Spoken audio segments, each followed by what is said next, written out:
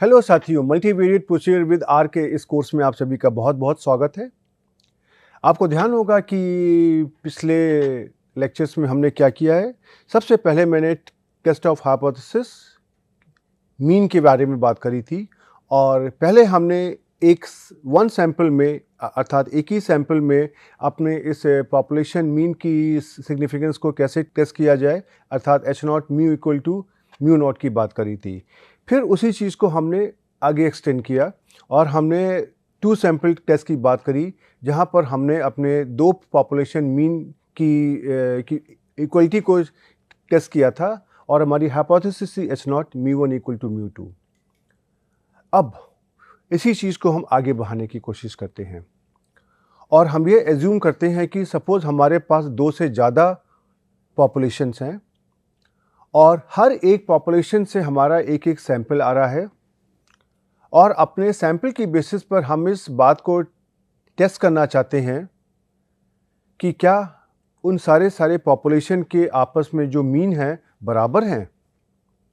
अर्थात हमारी जो हाइपोथेसिस होगी पहले थी H not mu equal to mu naught, फिर हो गई H not mu one equal to mu two और अब हो सकती है H not mu one equal to mu two equal to mu three up to से म्यू पी, अगर हमारे पास पी पॉपुलेशन है तो। अब सवाल होता है कि इस प्रकार की हाइपोथेसिस को किस प्रकार से टेस्ट किया जाए।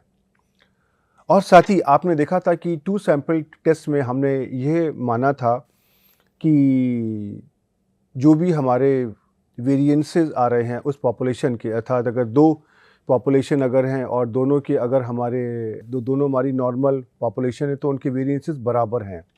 उसी प्रकार से यहाँ भी हमको जब हम दो से ज़्यादा पॉपुलेशन मीन की इक्वलिटी की बात करते हैं तो यहाँ भी हमको एज्यूम करना पड़ेगा कि क्या हर एक पॉपुलेशन का जो पॉपुलेशन वेरिएंस है बराबर है, अर्थात सारे सैंपल हमारे इस प्रकार की नॉर्मल पॉपुलेशन से आ रहे हैं जो सिर्फ खाली मीन की रिस्पेक्ट में वेरी करती हैं और उनका पॉपुलेशन वेरिएंस सभी का बराबर है।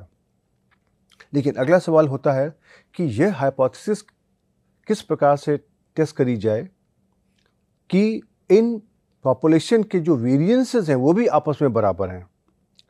और कायदे की बात तो ये होती है कि जब भी आपके पास अगर सैंपल आता है और इस प्रकार की आपको अगर टेस्ट ऑफ हाइपोथेसिस करना है तो सबसे पहले आपको अपने वेरिएंसेस की इक्वलिटी के बारे में जो टेस्ट ऑफ हाइपोथेसिस है उसको करना चाहिए। और अगर ये हमारी हाइपोथेसिस अगर एक्सेप्ट हो जाती है, अर्थात हर एक पॉपुलेशन के वेरिएंसेस आपस में बराबर हैं, उसके बाद आपको जो पॉपुलेशन मीन की इक्वलिटी की टेस्ट ऑफ हाइपोथेसिस है उसको करना चाहिए। तो आज हम इस लेक्चर में जब हमारे पास दो से ज़्यादा नॉर्मल पॉपुलेशंस होती हैं उनके मीन के बारे में और उनके वेरिएंसेस के बारे में बात करने वाले हैं और हम दो प्रकार के टेस्ट ऑफ हाइपोथेसिस करेंगे। एक हमारा होगा इक्वलिटी ऑफ मीन्स, अर्थात हमारे सारे पॉपुलेशन मीन बराबर हैं, और दूसरा टेस्ट ऑफ हाइपोथेसिस हमारा होगा कि हमारे उनके पॉपुलेशन वेरिएंसेस बराबर हैं। तो जब भी हम अपने पॉपुलेशन मीन की इक्वलिटी के बराबर होने की टेस्ट ऑफ हाइपोथेसिस करते हैं इस प्रकार की, जहां हमारे पास दो से ज़्यादा पॉपुलेशंस होती हैं, तो इसको हम कहते हैं एनालिसिस ऑफ वेरिएंस। और एनालिसिस ऑफ वेरिएंस इसलिए कहते हैं कि आप जो उसका प्रोसेस है, प्रोसीजर है, उसमें से आप ये देखेंगे कि हम अपना जो भी वेरिएशन है, टोटल वेरिएशन हमारे सैंपल का है, उसको हम दो हिस्सों में बांटने की कोशिश करते हैं। और इस आपको अगर कोई भी प्रोसेस अगर हो रही है, कोई भी आप अगर एक्सपेरिमेंट कर रहे हो, तो उसमें से बहुत सारे फैक्टर्स होते हैं जिनको आप स्वतः कंट्रोल करते हो और आपके जो डेटा में वेरिएशन आता है, वेरिएबिलिटी आती है, उसको हम मान सकते हैं कि ये दो कारणों से आ रही है। एक तो उस सैंपल के अंदर जो भी हमारे ऑब्जर्वेशन है उनके कारण, और दूसरा हमारे जो रैंडम फैक्टर्स हैं उनके कारण। तो हम रैंडम फैक्टर्स के द्वारा आने वाली वेरिएबिलिटी को कम से कम करने की कोशिश करते हैं और तभी हमारा जो मॉडल होता है वो हमारा अच्छा होता है। तो यहाँ भी आप देखेंगे कि हम अपने टोटल वेरिएंस को दो हिस्सों में बांटने की कोशिश करते हैं, टोटल वेरिएबिलिटी को दो पार्ट्स में, दो हिस्सों में ऑर्थोगोनली डिवाइड करने की कोशिश करते हैं। एक हिस्सा हमारा उस सैंपल के अंदर की जो वेरिएबिलिटी है उसके बारे में हमको इन्फॉर्मेशन देगा, और दूसरा हिस्सा हमारे ऑब्जर्वेशन में जो रैंडम वेरिएशन है उसके कारण जो वेरिएबिलिटी है उसके बारे में इन्फॉर्मेशन देगा। और फिर इस प्रकार की इन्फॉर्मेशन का इस्तेमाल करते हुए हम अपनी टेस्ट स्टैटिस्टिक्स का इस्तेमाल करेंगे, जिसको हम कहेंगे एनालिसिस ऑफ वेरिएंस। ओके, तो चलिए हम इस लेक्चर को आरंभ करते हैं और अपने सबसे पहले अपने इस एनालिसिस ऑफ वेरिएंस को समझते हैं। उसका आर सॉफ्टवेयर में किस प्रकार से इम्प्लीमेंटेशन होता है उसको समझते हैं, और उसके बाद हम अपने पॉपुलेशन वेरिएंस की जो इक्वलिटी है हम उसकी बात करेंगे, जिसको हम कहते हैं होमोजेनिटी ऑफ वेरिएंस। अर्थात हम होमोजेनिटी ऑफ वेरिएंस से संबंधित हमारा जो टेस्ट ऑफ हाइपोथेसिस है उसको समझेंगे। तो चलिए हम इस लेक्चर को आरंभ करते हैं। ओके, अब हम यहाँ पे अपने इक्वलिटी ऑफ मीन्स अर्थात हमारे जो भी पॉपुलेशन मीन है उनकी इक्वलिटी की बात करेंगे, और जो उनसे संबंधित हमारा टेस्ट ऑफ हाइपोथेसिस होगा उसको हम कहते हैं एनालिसिस ऑफ वेरिएंस, और इसको हम शॉर्ट में कहते हैं एनोवा, ANOVA। और आप देखेंगे कि सामान्य भाषा में हम लोग एनोवा को ही कहते हैं, एनोवा या एनोवा टेबल की बात करते हैं। इसमें क्या होता है, आपको याद होगा कि जिस प्रकार से हमने 2 सैंपल टेस्ट में बात करी थी कि हमारे पास 2 इंडिपेंडेंट सैंपल होते हैं और वहाँ से हम इस प्रकार की हाइपोथेसिस को टेस्ट करने की कोशिश करते हैं, H0 μ1 = μ2। अब हम अगर ये एज्यूम करें कि हमारे पास 2 से ज़्यादा इंडिपेंडेंट सैंपल हैं, राइट। अगर हम कहते हैं कि हमारे पास k इंडिपेंडेंट सैंपल्स हैं, और इसी हाइपोथेसिस को हम आगे बढ़ा देते हैं इस प्रकार से μ1 = μ2 = μk, राइट। और जो हमारा 2 सैंपल का सेटअप था उसको हम इस k सैंपल के सेटअप में एक्सटेंड करने की कोशिश करते हैं, बिल्कुल उसी प्रकार से। तो जैसे मैंने कहा कि आपके ये सारे के सारे सैंपल इंडिपेंडेंट होंगे, तो आपको याद होगा कि हमने जब 2 सैंपल टेस्ट की बात करी थी तो हमने वहाँ पे इंडिपेंडेंट सैंपल और डिपेंडेंट सैंपल की बात करी थी। तो यहाँ पर हम इनको सारे सैंपल्स को इंडिपेंडेंट मान रहे हैं, और हम ये मान रहे हैं कि हमारे पास k नॉर्मल पॉपुलेशंस हैं, और जिसमें से हर एक का मीन हमारा है सपोज μ1 μ2 μk। तो हम कह सकते हैं कि जो भी हमारी ith पॉपुलेशन है वो हमारी नॉर्मल है, उसका मीन हमारा है μi, लेकिन उसका वेरिएंस बराबर है सिग्मा स्क्वायर, राइट। और हमने हर एक पॉपुलेशन से हमने ni साइज का सैंपल निकाला है।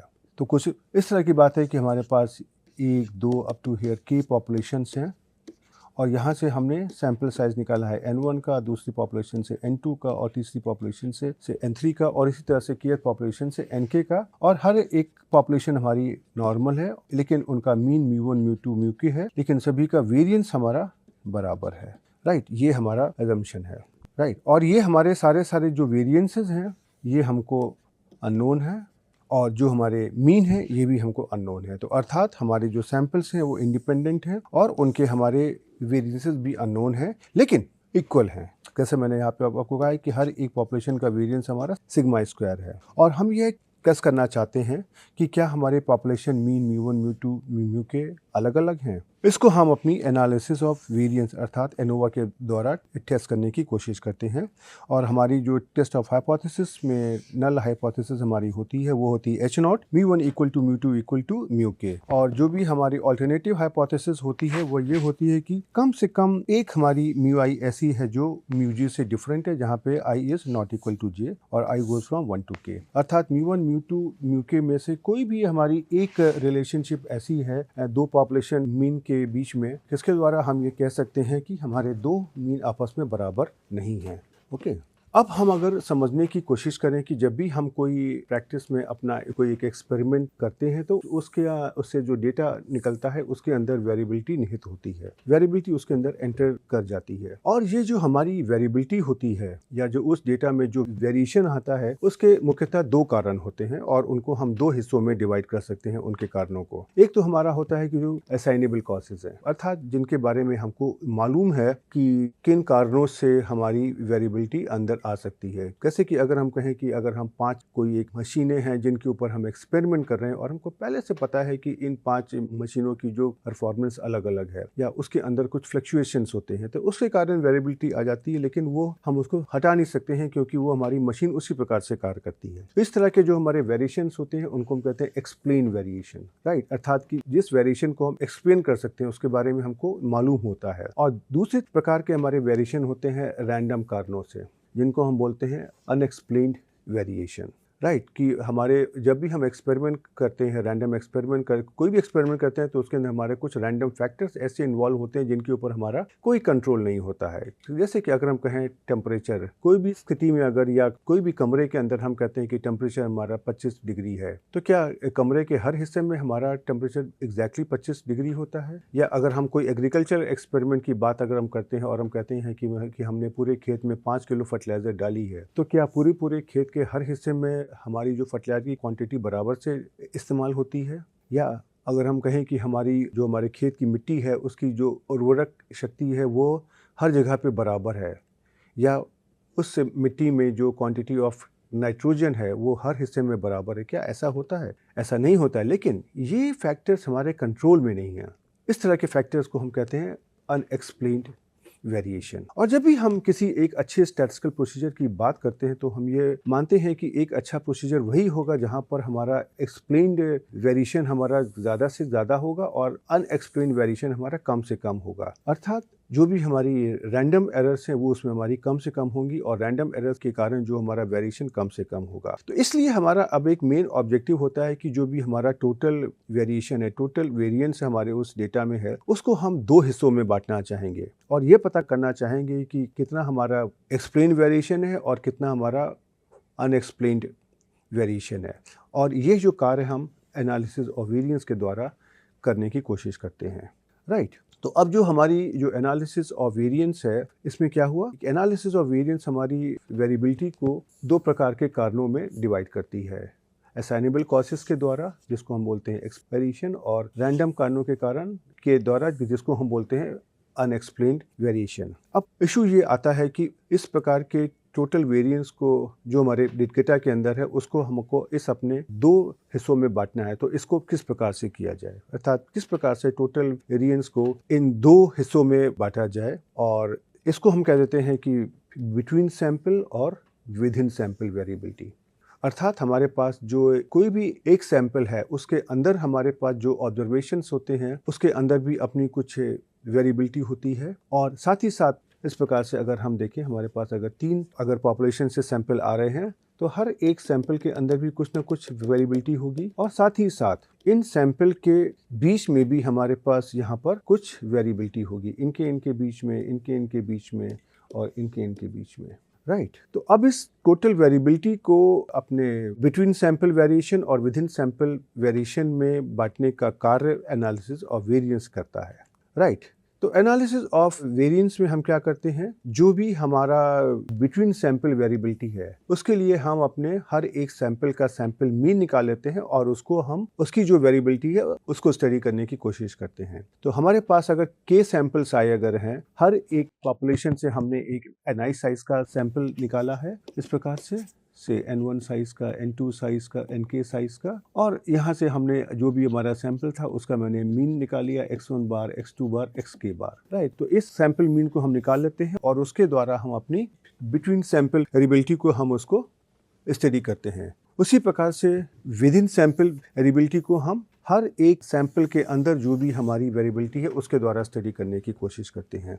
और जब हम यह कहते हैं कि अगर जो हमारा बिटवीन सैंपल वेरिएबिलिटी अगर विद इन सैंपल वेरिएबिलिटी से बहुत ज़्यादा है, तो यह इंडिकेट करता है कि पॉपुलेशन मीन हमारे बराबर नहीं है, अर्थात जो अल्टरनेटिव हाइपोथेसिस है वो हमारी सही है, राइट। क्योंकि ये अप्रोच हमारे इस विद इन और बिटवीन ग्रुप वेरिएबिलिटी को कंपेयर करने की अप्रोच पर डिपेंडेंट है, निर्भर करती है, इसीलिए हम इसको एनालिसिस ऑफ वेरिएंस कहते हैं, राइट। अब हम आपको यहाँ पे इस एनालिसिस ऑफ वेरिएंस का जो डेवलपमेंट होता है उसकी जो मैथमेटिकल डिटेल्स हैं उसको हम नहीं देंगे, लेकिन हम आपको यहाँ पर जो इसके बेसिक फंडामेंटल्स हैं और कौन कौन सी टर्मिनोलॉजी होती हैं, उनको किस प्रकार से इस्तेमाल करते हैं उसके बारे में बताएंगे। तो सबसे पहले आपने देखा कि आपने हर एक पॉपुलेशन से आपने एक N1, N2, Nk साइज का सैंपल निकाला है, तो जो हमारा टोटल सैंपल साइज हमारा क्या हो जाएगा, N1 plus N2 plus Nk, और इसको हम स्मॉल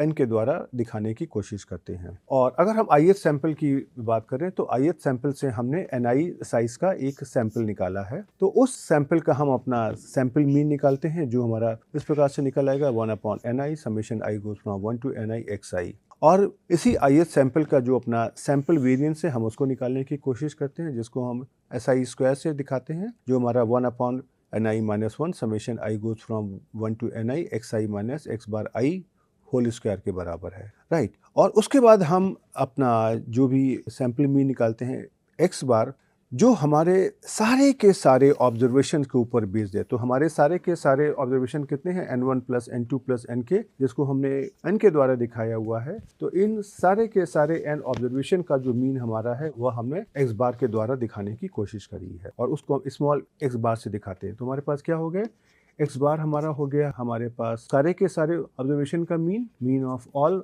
ऑब्जर्वेशंस, और x बार i हमारा क्या हो गया, ये हमारा मीन ऑफ ith सैंपल। ये आपको ध्यान रखना है, राइट। अब हम क्या करते हैं, हम सबसे पहले बिटवीन सैंपल वेरिएबिलिटी को निकालते हैं और उसको हम निकालने के लिए अपने के जो हमारे सैंपल मीन्स आए हैं x बार 1, x बार 2, x बार के, उनका हम एक वेटेड, उनको हम उनके सैंपल साइज के द्वारा वेट असाइन करके हम उसका mean square due to treatment या mean square due to between sample variability निकालते हैं। उसको किस प्रकार से निकालते हैं, तो अगर हमारे पास x बार 1, x बार 2, x बार के हमारे पास k सैंपल मीन्स हैं, तो उनको हम उनका जो भी रिस्पेक्टिव सैंपल साइज है ni, उसके द्वारा वेट असाइन करते हैं और उसकी बेसिस पे हम अपना mean square due to treatment या उसको हम mean square due to between sample variability, जिसको हम यहाँ पे डिनोट करते हैं MSBV, ये हमारी किस प्रकार से डिवाइड होती है, ये हमारी SSBV अर्थात sum of squares due to between variability. तो SS का मतलब क्या होता है, सम ऑफ स्क्वायर्स, राइट, और PV के क्या मतलब है, बिटवीन वेरिएबिलिटी। और इसको हम इसकी रिस्पेक्टिव जो डिग्रीज ऑफ फ्रीडम होती हैं हम उसको वहाँ से डिवाइड कर देते हैं। तो हम आपको यहाँ पे जो उसके मैथमेटिकल डिटेल नहीं दे रहे हैं, इसलिए हम इस एक्सप्रेशन को यहाँ पे डायरेक्ट लिख रहे हैं। तो ये जो आपका SSBV है ये आपका इस प्रकार का आ जाएगा, summation i goes from 1 to k ni x bar i minus x bar whole square divided by k minus 1। k minus 1 हमारी इसकी MSBV से संबंधित डिग्रीज ऑफ फ्रीडम होती हैं, राइट। और ये जो SSBV हमारा है ये हमारा sum of square due to between sample variability है, अर्थात हमने x बार 1, x बार 2, x बार k को हमने जो उनका मीन है x बार उसके द्वारा कंपेयर करने की कोशिश करी है। ओके, उसके बाद हम अगले स्टेप पर अपनी विदिन सैंपल वेरिएबिलिटी निकालते हैं। इस विदिन सैंपल वेरिएबिलिटी को निकालने के लिए हम अपने सैंपल वेरिएंसेस का वेटेड मीन निकालते हैं और जिसको हम कहते हैं MSE, mean square error, MSE। यहाँ पर आपको ध्यान रखना है, स्टैटिस्टिक्स में हमारे पास दो तरीके की ये MSE को यूज़ करते हैं। एक तो हमारा ये है MSE मीन स्क्वायर एरर, जो हम एनालिसिस ऑफ वेरिएंस के एक संदर्भ में यूज़ करते हैं, और दूसरा हमारा होता है मीन स्क्वायर एरर, जो हमारा वेरिएबिलिटी को मेजर करता है। तो यहाँ पर आपको ध्यान रखना है कि एनोवा में हम मीन स्क्वायर की बात कर रहे हैं और यहाँ पे हम अपने एरर के द्वारा दी हुई MSE अर्थात mean square due to error उसकी बात कर रहे हैं। तो कोई भी मीन स्क्वायर को डिफाइन करने के लिए हम उसको सम ऑफ स्क्वायर्स और उसकी करस्पॉन्डिंग डिग्रीज ऑफ फ्रीडम का रेशियो लेते हैं। तो यहाँ पे हमारा ये हो जाएगा SSE हमारा क्या है, sum of square due to random errors.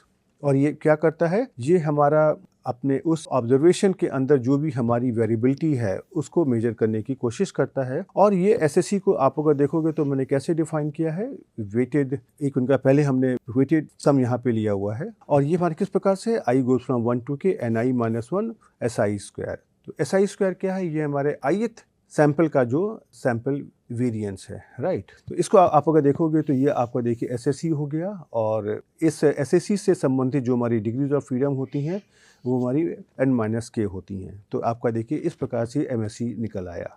Okay, अब हम आपको याद होगा कि हमने कुछ अपने chi स्क्वायर TF करके अपने सैम्पलिंग डिस्ट्रीब्यूशन पढ़े थे, तो अब हम उनका यहाँ पर इस्तेमाल करते हैं। और अगर हम अपने नॉर्मल डिस्ट्रीब्यूशन की जो प्रॉपर्टीज़ हैं उनको अगर हम इस्तेमाल करते हैं तो हम यह बता सकते हैं कि SSBV अपॉन सिग्मा स्क्वायर, ये जो हमारी स्टैटिस्टिक है इसका हमारा डिस्ट्रीब्यूशन होता है chi square distribution with k-1 degrees of freedom under H0। अर्थात जब हमारी H0 ट्रू होती है then SSBV upon sigma square का डिस्ट्रीब्यूशन chi स्क्वायर और with k-1 degrees of freedom होता है। उसी प्रकार से जब हमारी H0 ट्रू होती है then SSE upon sigma square का डिस्ट्रीब्यूशन हमारा chi square with n minus k degrees of freedom होता है। और साथ ही साथ ये हमारे आपस में इंडिपेंडेंट भी होते हैं। और ये सारे के सारे जो भी हमने रिजल्ट आपको बताए हैं, इसको हम स्टैटिस्टिकली भी हम प्रूफ करते हैं, लेकिन हमने यहाँ पे उनका प्रूफ अवॉइड किया हुआ है। तो ये जो हमारे SSBV और SSE दोनों हमारे आपस में इंडिपेंडेंट होते हैं। अब आपको याद होगा कि अगर हम दो रैंडम वेरिएबल लेते हैं और दोनों का डिस्ट्रीब्यूशन अगर काई स्क्वायर होता है और दोनों अगर इंडिपेंडेंट होते हैं, और अगर हम हर एक वेरिएबल को उनकी रिस्पेक्टिव डिग्रीज ऑफ फ्रीडम के साथ में डिवाइड करके अगर हम उनका रेशियो लेते हैं, तो उनका डिस्ट्रीब्यूशन क्या आता था, आपको कुछ ध्यान में है? आपको याद होगा कि पहले हमने दो वेरिएबल लिए थे x, y, और हमने कहा था कि x हमारा chi square with m degrees है और y हमारा chi square with n degrees है। तो अगर हम x upon n divided by y upon n अगर कहते हैं, तो इसका डिस्ट्रीब्यूशन हमारा FMN होता है। ये हमने F डिस्ट्रीब्यूशन के संबंध में इसकी बात करी थी। तो यहाँ भी आप अगर देखोगे कि x आपका किस प्रकार से हो गया, आपका जैसे SSBV है, और y आपका क्या हो गया, जैसे SSE है। m आपका कितना हो गया, k-1, और n आपका कितना हो गया, n-k की तरीके का हो गया। राइट। तो अगर आप इस रिजल्ट को अगर आप इस्तेमाल करते हैं, तो हम कह सकते हैं कि जब हमारी S0 ट्रू होती है, देन MSBV अपॉन MSE इसका डिस्ट्रीब्यूशन हमारा F डिस्ट्रीब्यूशन होगा, और जिसकी डिग्रीज ऑफ फ्रीडम हमारी k-1 और n-k होंगी, और इसको हम F के द्वारा दिखाते हैं। और अब आपको देखिए समझ में आएगा कि हमने अपने काई स्क्वायर टी और एफ डिस्ट्रीब्यूशन को अपनी इन भिन्न भिन्न प्रकार की स्टैटिस्टिक्स में इस्तेमाल करने की कोशिश करी है। और यही बात मैंने आपको उस वक्त बताया भी था कि ये हम जो सैम्पलिंग डिस्ट्रीब्यूशन पढ़ रहे हैं, ये जब हम आगे टेस्ट ऑफ हाइपोथेसिस करेंगे तो भिन्न भिन्न जगह पर हमको इनका इस्तेमाल पड़ेगा। राइट। अब इसकी बेसिस पे अगर आपके पास अब स्टैटिस्टिक्स आ गई, अब आपको पता है कि टेस्ट ऑफ हाइपोथेसिस अगर आपको करना है तो किस प्रकार से करना है और उसका डिसीजन रूल किस प्रकार से निकलेगा। हम ये कह सकते हैं कि H0 को रिजेक्ट कर दीजिए अल्फा लेवल ऑफ सिग्निफिकेंस पर जब p वैल्यू हमारी लेस देन अल्फा हो। अल्फा हमारा क्या है, लेवल ऑफ सिग्निफिकेंस। राइट। ये जो हमारा MSBV हमने लिखा हुआ है, इसको हम बहुत जगह आप देखोगे तो mean square, mean sum of square due to treatment भी कहते हैं, और इसको हम MSTR से भी डिनोट करते हैं। बहुत सारी पुस्तकों में आपको ऐसा दिखाई देगा। और उसी तरीके से जो हमारा SSBV है, जो हमने sum of square due to between variability लिया हुआ है, इसको हम sum of square due to treatment भी कहते हैं, और इसको बहुत जगह पे SSTR इस प्रकार से या कभी कभी SSTR इस प्रकार से भी लिखा जाता है। तो और जो इसकी बेसिस पे हमारा जो टोटल सम ऑफ स्क्वायर्स है, किसको हमने कह दिया TSS, ये हमारा SSTR और SSE का सम होता है।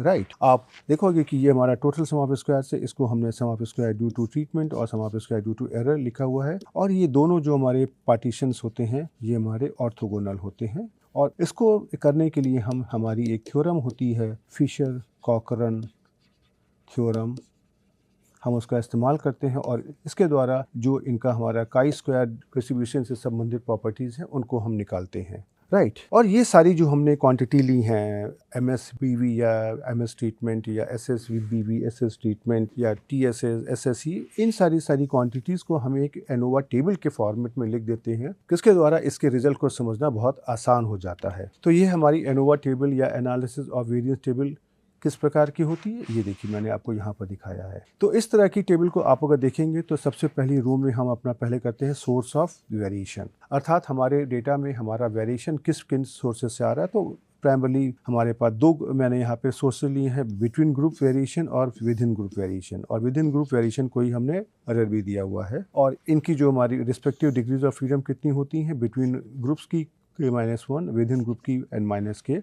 और उसके बाद में हम अगर इनका टोटल करेंगे तो देखिए ये आपका टोटल वेरिएशन आ गया, और जो इसकी डिग्रीज ऑफ फ्रीडम आ गई n-1। ये किस प्रकार से आई है, ये हमने इन दोनों डिग्रीज ऑफ फ्रीडम को यहाँ पर ऐड कर दिया है, k-1 प्लस n-k। राइट। और उसी तरीके से जो बिटवीन ग्रुप और विद इन ग्रुप का हम सम ऑफ स्क्वायर्स लिखते हैं, जिसको हमने यहाँ पे SSBV और SSE के द्वारा दिखाया दिया है। और उसके बाद हम TSS लिखते हैं, जो हमारा TSS ये हमारा SSBV और SSE का सम होता है। उसके बाद में हम अपने इस MSBV मीन स्क्वायर को हम डिफाइन करते हैं। तो mean square due to between variation, इसको हम SSBV upon degrees of freedom कर देंगे, और उसी तरह से MSE को हम SSE upon degrees of freedom अर्थात n-k कर देंगे। और फिर हम अपने इस MSBV और MSE का जो रेशियो है उसको हम लिख देंगे, और उसको हम यहाँ पे F वैल्यू का एक कॉलम देते हैं। तो इस टेबल को देख करके आपको देखिए एनालिसिस और वेरिएंस के अंदर जो जो हमारे भिन्न भिन्न कंपोनेंट है सारी इन्फॉर्मेशन एक साथ मिल जाती है। और आप देखेंगे कि जो भी हमारा आर सॉफ्टवेयर में इसका आउटपुट भी आता है उसके अंदर भी इस प्रकार से एनोवा टेबल हमको दी गई होती है, राइट। तो चलिए अब हम इसी एनालिसिस और वेरिएंस को एक उदाहरण के द्वारा समझने की कोशिश करते हैं। हम यहाँ पे लेते हैं कि हमारे पास 20 स्टूडेंट्स हैं और 20 स्टूडेंट के कुछ हमारे नंबर आए हैं इम्तहान में और उसकी बेसिस पे हमने उनको ग्रेड्स दी हुई हैं ABC। जैसे आपने देखा है कि बहुत से कॉलेजेस में यूनिवर्सिटीज़ में ग्रेड्स देते हैं। वो कहते हैं कि अगर आपके 90% के मार्क्स अगर ऊपर हैं तो A स्टार ग्रेड, अगर 80 से 90 के बीच में है तो A, और अगर इसी तरह से अगर 70 से 80 के बीच में है तो B इत्यादि। तो इसी प्रकार से कोई एक ग्रेडिंग स्कीम है जिसके अंतर्गत इन नंबर्स की बेसिस पर यहाँ पर ग्रेड्स दी गई हैं। अब देखिए अंतर क्या है, ग्रेड्स आपकी अल्फ़ाबेट्स होती हैं, कैरेक्टर्स होती हैं ABC, और जबकि आपके नंबर जो आपके न्यूमेरिकल वैल्यूज होते हैं। तो इन 20 स्टूडेंट के जो मार्क्स हैं और जो ग्रेड्स हैं उनको यहाँ पर हमने इस डेटा वेक्टर के अंदर स्टोर कर लिया है। और इसका इंटरप्रिटेशन इस प्रकार से, जैसे कि हमारी जो पहली वैल्यू है मार्क्स की 20 है और पहली वैल्यू हमारी ग्रेड्स की है C, अर्थात जिस स्टूडेंट को 20 मार्क्स मिले हैं उसको ग्रेड 3 दी गई है। उसी प्रकार से जो हमारा अंतिम स्टूडेंट है उसको हमारे 85 मार्क्स मिले हैं और उसको यहाँ पे A ग्रेड दी गई है, राइट। तो इसी तरीके से हमने इस अपने ऑब्जर्वेशन को लिया हुआ है और हम देखते हैं कि चूंकि हमारी ग्रेड्स इन नंबर के ऊपर डिपेंड करती हैं कि इम्तिहान में कितने मार्क्स आए हैं, तो इसलिए हम आर सॉफ्टवेयर में एक अपनी एनालिसिस और वेरिएंस को करते हैं और हम ये देखते हैं कि हर एक ग्रुप में, अर्थात वह ग्रुप जिनमें बच्चों को A ग्रेड मिली है, वह दूसरा ग्रुप जिसमें बच्चों को B ग्रेड मिली है, और तीसरा ग्रुप जहाँ पे हमारे स्टूडेंट को C ग्रेड मिली है, क्या उनके एवरेज मार्क्स आपस में बराबर हैं या डिफरेंट हैं। क्योंकि आपने देखा है कि अगर हमने कहा कि 70 से 80% के बीच में अगर हम ग्रेड आपको देंगे B, तो किसी के 72 हैं या किसी के 75 हैं या किसी के 78 हैं या 79 है, सभी में हर एक स्टूडेंट को B ग्रेड ही मिलनी है। ओके, तो अब आर सॉफ्टवेयर में इस एनालिसिस और वेरिएंस को कंडक्ट करने का हमारा जो तरीका होता है वो इस प्रकार होता है। AOV ये हमारा कमांड होता है, एनालिसिस ऑफ वेरिएंस। उसके अंदर हम अपना जो फार्मूला देते हैं, फार्मूले को इस प्रकार से देते हैं कि हमारे जो वेरिएबल्स हैं उसमें से हम किस प्रकार की एनालिसिस और वेरिएंस करना चाहते हैं, ये हम आपको भी करके दिखाएंगे। उसके बाद में हम अपना डेटा देते हैं और उसके बाद में हम यहाँ पे देते हैं प्रोजेक्शन। प्रोजेक्शन हमारा एक लॉजिकल फ्लैग होता है और जहाँ पे हम ये हमारी आवश्यकता होती है कि हमको प्रोजेक्शन चाहिए कि नहीं चाहिए, उसको हम दिखाने की कोशिश करते हैं। उसी तरह से हमारे पास यहाँ पे कुछ और भी होते हैं ऑप्शन, जैसे QR हमारा QR डिकम्पोजिशन के बारे में होता है, उसी प्रकार से हमारे कंट्रास्ट के बारे में होता है। तो इसलिए हमारे पास कई सारे ऑप्शंस होते हैं। हम आपसे रिक्वेस्ट करेंगे कि इनको आप अपने डिटेल में आप हेल्प मेन्यू से पढ़ लीजिए, क्योंकि इनको समझने के लिए आपको एनालिसिस और वेरिएंस के जो बाकी और डिटेल कॉन्सेप्ट्स होते हैं उसको भी समझना पड़ेगा। हम यहाँ पे अपनी जो एनालिसिस है उसको सिंपल फार्मूले से रखने की कोशिश करेंगे। अब देखिए, जब हम कह रहे हैं कि हमारे पास यहाँ पे 3 प्रकार के ग्रुप्स हैं स्टूडेंट्स के और जिनको हमने ग्रेड्स ABC दी हुई है, तो उनके बीच में हमारा कोई वेरिएशन है कि नहीं, उसको अगर देखना अगर है ग्राफिकली, तो आप उसको चाहें तो ग्रुप बॉक्स प्लॉट से भी समझ सकते हैं। और ग्रुप बॉक्स प्लॉट तो हम लोग पहले समझ चुके हैं, सीख चुके हैं। तो अगर आपने देखा कि हम यहाँ पे अगर बॉक्स प्लॉट को इस प्रकार से बनाते हैं, मार्क्स और टिल्डा ग्रेड्स, ये वाला जो साइन है ये आपके कीबोर्ड में होता है, ये यूजुअली पहला साइन बाएं हाथ पर होता है ये। तो अगर हम यहाँ पे ऐसा लिखेंगे तो इस प्रकार का हमारा देखिए ये बॉक्स प्लॉट बन जाएगा। एक्चुअली में ये जो हमने मार्क्स टिल्डा ग्रेड लिखा हुआ है, इसी के द्वारा हम ये जो हमारा फार्मूला है उसको हम दिखाते हैं। ओके, तो इस फार्मूले में क्या हमको देना है, पहले हमको देना है नंबर, उसके ऊपर जो भी हमारे ग्रेड्स हमारे अल्फ़ाबेट्स में दी गई हैं उसको हमको लिखना होता है। अब आप लेकिन इस जब बॉक्स प्लॉट को देखेंगे तो इसको देख करके आपको क्या लग रहा है कि ग्रुप C, ग्रुप B और ग्रुप A के नंबर हमारे देखिए इस प्रकार से हैं। ये बीच वाली जो लाइन हमारी होती है ये हमारी मीडियन होती है। तो आपने देखा कि ग्रुप C में कहीं पे हमारे पास जो भी जिन बच्चों को ग्रेड 3 दी गई है, अर्थात कम नंबर पे, उनका करीब 22-23 नंबर के आसपास होंगे। और जो हमारे ग्रेड B वाला ग्रुप है, ग्रेड B वाले ग्रुप में हमारे पास 60 से 65 के बीच में जो नंबर बच्चों को दिए गए हैं, और जिन बच्चों को ग्रेड A दी गई है उनको करीब 80% के आसपास नंबर दिए गए हैं। साथ ही साथ यहाँ पर एक आउटलायर भी आपको दिखाई पड़ रहा है। आउटलायर है ये एक्सट्रीम ऑब्जर्वेशन है, ये बाकी सैंपल से हमारा अलग है। ओके, अब इसी चीज़ को जरा हम अपने इस एनालिसिस ऑफ वेरिएंस के फॉर्मूले से करते हैं। तो यहाँ पे देखिए फॉर्मूला आपने किस प्रकार से दिया, मार्क्स टिल्डा ग्रेड्स, राइट। आपको इसी प्रकार से फॉर्मूला लिखा जाता है। इसी तरह का फॉर्मूला आप आगे देखोगे जब हम रिग्रेशन एनालिसिस करेंगे वहाँ भी यूज़ करेंगे। तो यहाँ पे सबसे पहले हमने अपना जो भी नंबर की बेसिस पर हमने ग्रुप डिवाइड किए थे और जो हमारे ग्रुप्स हैं उनको हमने ग्रेड्स नाम के वेक्टर के अंदर स्टोर किया हुआ है। ये हमने दे दिया। अब इसका आप अगर आउटकम देखेंगे तो आपको इस प्रकार से दिखाई देगा कि सम ऑफ स्क्वायर्स, राइट। ये देखिए क्या है, सम ऑफ स्क्वायर्स जो हमने लिया था SS, और फिर दिया हुआ है डिग्रीज ऑफ फ्रीडम अर्थात DF। तो देखिए ग्रेड्स के वाला जो हमारा वेरिएबल है उसका सम ऑफ स्क्वायर्स हमारा इतना आ रहा है और उसकी डिग्री ऑफ फ्रीडम हमारी है 2, ठीक है। क्यों? K-1। तो K की वैल्यू यहाँ पे कितनी है? 3। आपके पास 3 ग्रुप हैं ABC, राइट। और उसी प्रकार से जो आपका SS रेजिडुअल है ड्यू टू रैंडम एरर्स के कारण जो हमारा सम ऑफ स्क्वायर्स आ रहा है वो देखिए इतना आ रहा है 2144, राइट। और इसकी जो हमारी डिग्रीज ऑफ फ्रीडम हमारी 27 आ रही हैं। अब इसी को हम यहाँ पर अगर हम देखेंगे तो रेजिडुअल स्टैंडर्ड एरर भी हमको यहाँ पे दिया हुआ है, और यहाँ पे एक और लाइन होती है एस्टिमेटेड इफेक्ट में भी अनबैलेंस्ड। तो इसके बारे में हमारे पास बैलेंस और अनबैलेंस के कॉन्सेप्ट होते हैं डिज़ाइन में, उसकी बात करी गई, लेकिन यहाँ पर आपको इसके बारे में ज़्यादा कुछ चिंता करने की ज़रूरत नहीं है, राइट। तो देखिए ये आपका इसका स्क्रीनशॉट है। अब हम एक काम करते हैं, जरा सा हमने ये जो भी अपना ये डिटेल्स निकाले हैं एनालिसिस ऑफ वेरिएंस टेबल के, इसकी बेसिस पे हम इसकी समरी निकालते हैं और इसके द्वारा हम अपना टेस्ट ऑफ हाइपोथेसिस कर सकते हैं। तो देखिए जब हम अपने इस कमांड की जो हमने पहले भी यूज़ किया AOV मार्क्स टिल्डा ग्रेड्स, इसकी अगर हम समरी निकालेंगे तो देखिए इस प्रकार का हमारा कुछ आउटपुट आ जाएगा। जो हमने पहले अभी रिजल्ट निकाला है, यहाँ पे हमारे पास 2 सोर्स से थे वेरिएशन के, ग्रेड्स और रेजिडुअल। तो ग्रेड्स की डिग्री ऑफ फ्रीडम 2 थी, रेजिडुअल 27 थी, और उनका सम ऑफ स्क्वायर्स हमारा इतना 16363 और रेजिडुअल का 2145 था। उसकी बेसिस पे अब देखिए यहाँ पे जो आगे का परिवर्तन हुआ, यहाँ पर हमने निकाला है मीन स्क्वायर अर्थात MS।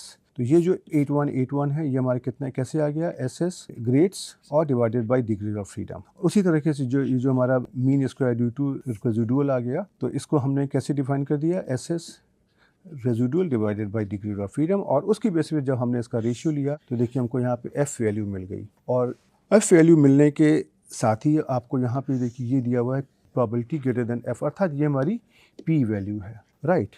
अब आप यहाँ पे देखोगे कि यहाँ पे ये 3 स्टार बने हुए हैं, तो इसने यहाँ पे आपको significance code alpha equal to 0.001, 0.01, 0.05, 0.1 इसके आपको कोड्स दिए हुए हैं। तो अब अगर आप अपने नियम को लगाइए कि अगर आप लेते हो अल्फा इक्वल टू 0.05 मान लीजिए, तो P वैल्यू आपकी देखिए अल्फा की वैल्यू से बहुत कम है, तो इसका मतलब है कि रिजेक्ट H0। रिजेक्ट H0 मतलब क्या है कि आपकी ये जो H0 क्या थी, μ1 इक्वल टू μ2 इक्वल टू μ3, ये आपकी रिजेक्ट है, अर्थात इसमें से कोई एक यूनिट ऐसी है जो हमारी बराबर नहीं है। अर्थात इसमें से कोई ऐसा हो सकता है कि या तो μ1 इक्वल टू μ2 ना हो, या μ2 इक्वल टू μ3 के ना हो, या तीनों आपस में बराबर ना हो। तो ये अगर आप यहाँ से इस बॉक्स प्लॉट से भी देखने की कोशिश करेंगे तो आपको कॉमन सेंस से भी समझ में आ जाएगा कि जिन बच्चों को आपने ग्रेड A दी है उनके मार्क्स 80 के आसपास के हैं, जिन बच्चों को ग्रेड B दी है उनके एवरेज मार्क्स 60 के आसपास के हैं, और जिन स्टूडेंट्स को आपने ग्रेड C दी है उनके मार्क्स आपके 23-24 के आसपास के हैं। अर्थात तो इनके बीच में अंतर तो है ही है,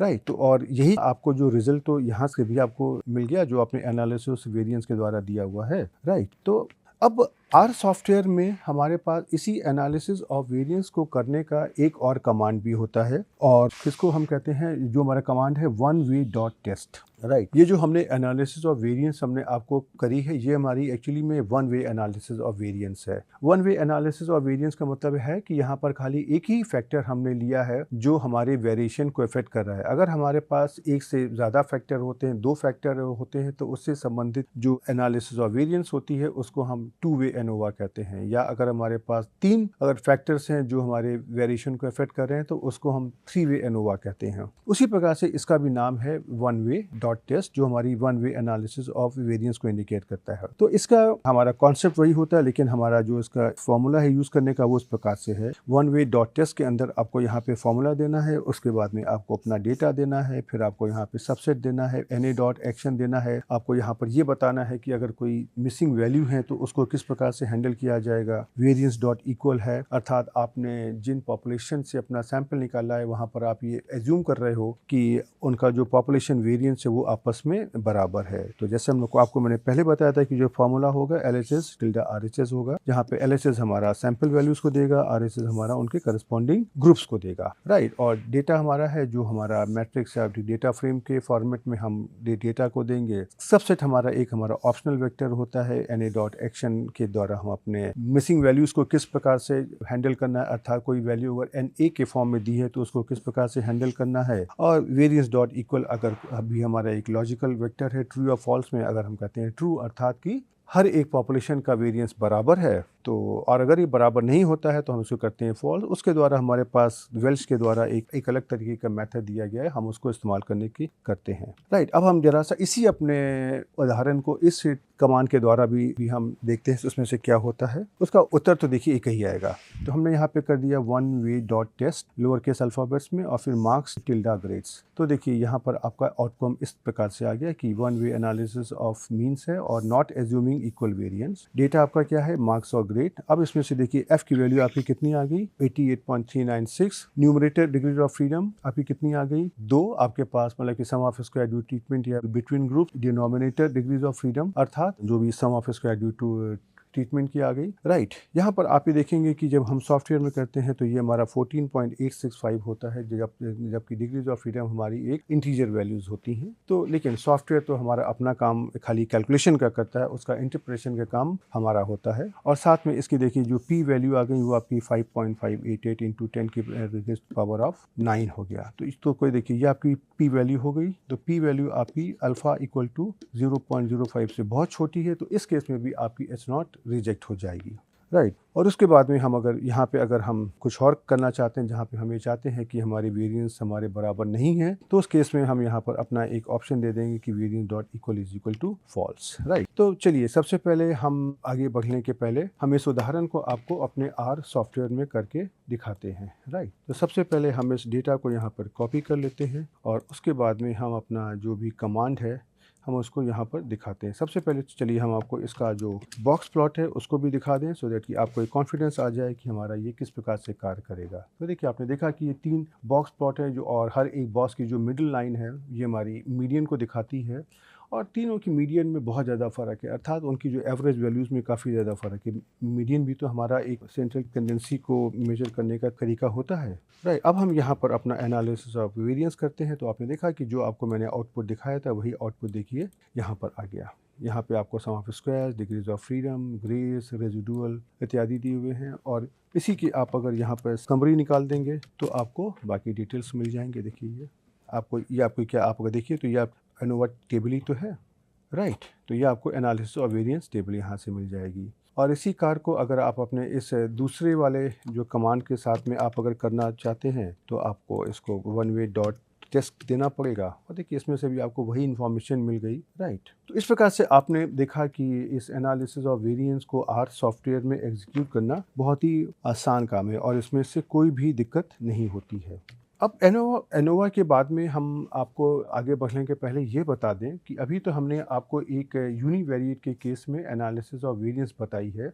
इसी चीज़ को हम अपने मल्टीवेरिएट के केस में भी हम एक्सटेंड कर सकते हैं, और उसको हम बोलते हैं MANOVA, MANOVA, multivariate analysis of variance. Right, तो हम यहाँ पर मल्टीवेरिएट एनालिसिस ऑफ वेरिएंस एक मल्टीवेरिएट प्रोसीजर होता है, हम उसको यहाँ पे कवर नहीं करेंगे, लेकिन मुझको ये पूरा भरोसा है कि अगर मैंने आपको यह यूनिवेरिएट एनालिसिस ऑफ वेरिएंस बता दिया है तो आपको उसको मल्टीवेरिएट में करने में कोई भी दिक्कत नहीं आएगा। इसका यही कॉन्सेप्ट होता है, जहाँ पर हमारे पास x1, x2, xk है, वहाँ पर हमारे पास जो हमारे रैंडम ऑब्जर्वेशन की जगह रैंडम वेक्टर्स के ऊपर ऑब्जर्वेशन आ जाते हैं, और उसके द्वारा जो हमारी एफ स्टैटिस्टिक्स होती है वो वहाँ पे विल्क्स के लैम्डा के नाम की एक स्टैटिस्टिक्स होती है वो आ जाती है, लेकिन जो हमारा टेस्टिंग प्रोसीजर है वो हमारा पूरा सेम ही रहता है। तो इस एनालिसिस ऑफ वेरिएंस के टॉपिक के बाद में हम आपको यहाँ पे Bartlett test of homogeneity of variance की बात करते हैं। तो जिस प्रकार से आपने अपनी इस एनालिसिस ऑफ वेरिएंस में आपने ये देखा कि आपकी हाइपोथेसिस थी H0 μ1 equal to μ2 equal to μk।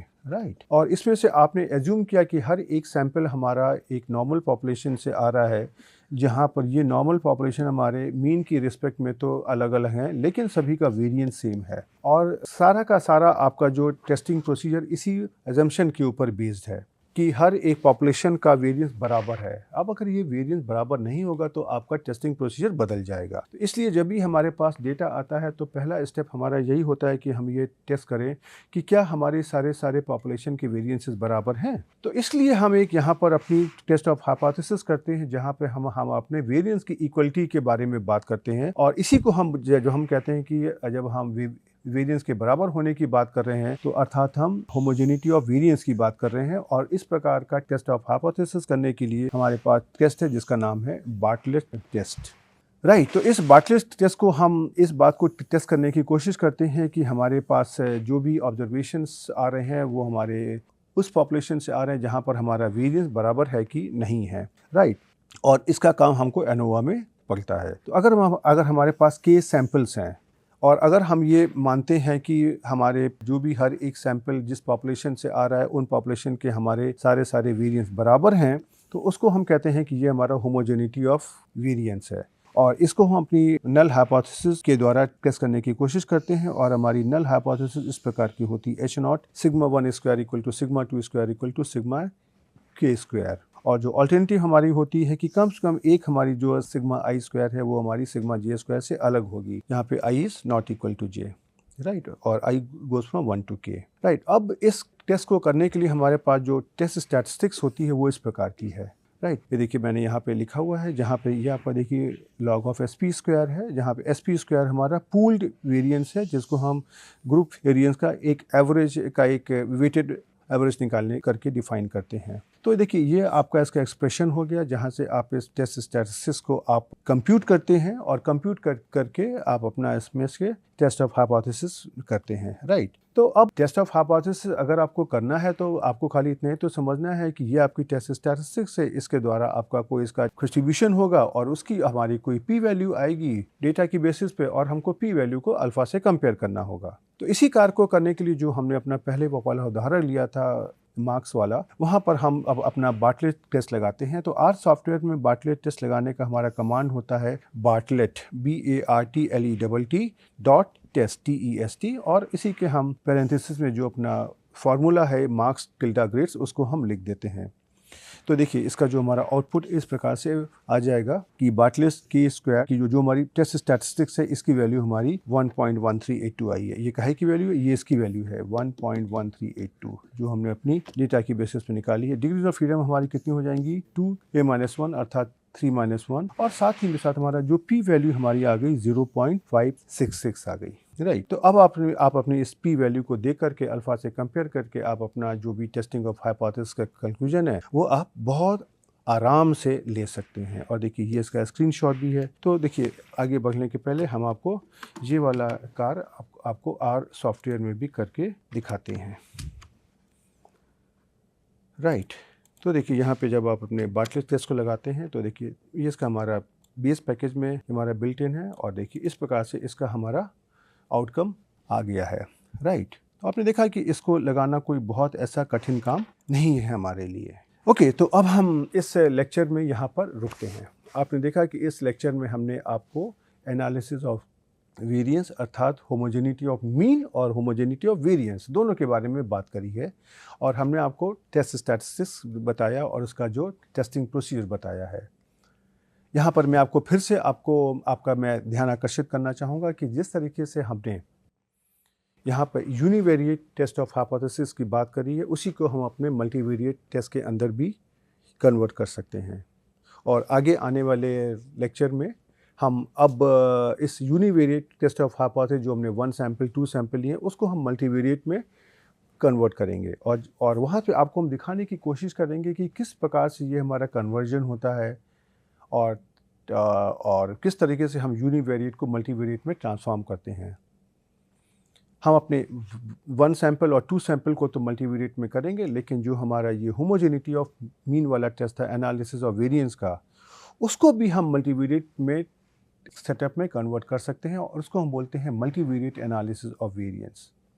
अगर आपको 1 वे और 1 सैंपल और 2 सैंपल टेस्ट को यूनिवेरिएट को मल्टीवेरिएट में कैसे अगर कन्वर्ट करते हैं, अगर ये समझ में आ जाएगा तो एनालिसिस ऑफ वेरिएंस को मल्टीवेरिएट एनालिसिस ऑफ वेरिएंस में करना बहुत आसान होगा, और उसको समझने के लिए आपको मेरी कोई आवश्यकता नहीं पड़ेगी, वो बहुत ही आसान होगा।